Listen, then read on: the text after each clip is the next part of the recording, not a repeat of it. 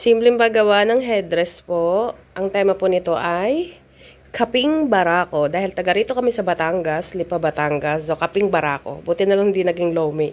Joke lang. So, yan guys. Ganito lang. Ito lang yung simple kong ginawa ha. Nag-cut lang ako ng cartoon na isang mahaba. Ito yung pinaka sa head. Napupold naman siya. Ayan. Napopold siya papaganyan. Binutasan ko siya dito magkabila. Napopold siya ng ganyan para ilalagay sa noo. Tapos nagkat ako ng dahon. Dahil may dahon. Dahon-dahon. Hindi ko alam kung paano ko gagawin. So yan. Malat pa ang aking boses. Gawa ng ako ay may trangkaso. So ito yon. Hindi ko palang na-assemble. Tapos ito susulatan ko ng tayo ho magkape. Yan. Tapos, kailangan kong bumili ng kapeng barako, yung buo na kape. Tapos, dito ko na lang siya ipagdidikit. Basta meron siyang kape. So, bali ganyan. Ididikit ko siya dito. Pag ganyan, yan yung naisip ko. Sabi ng teacher, kailangan daw matibay. Dahil susuotin daw to ng mga bata. Tapos, itong dahon, nagpabili ako ngayon ng colored paper na kulay green. Lalagay ko siya dyan.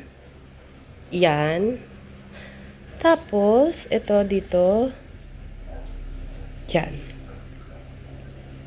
Yan, ganyan lang kasimple eh. Susuotin nila to pag sayaw nila. Kailangan daw ay medyo tibayan, hindi yung parang madaling masira. So, yan.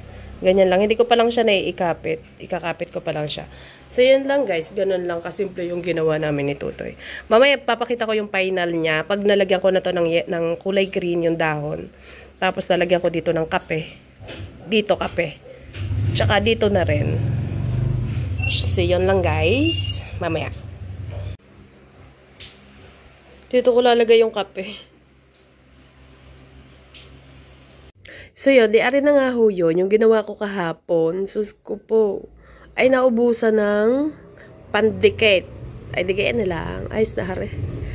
Oh. Cartoon. So yun lang po. Headdress, gagamitin nila yan pag sumayaw.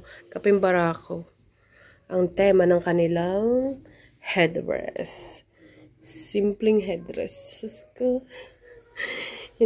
Kitang hindi pinag-iporta ng ayos. Pero okay na to. Hindi ko na nilahat. Ang nilagyan ko lang ngayong harap. So, yun lang guys. Thank you for watching. Bye!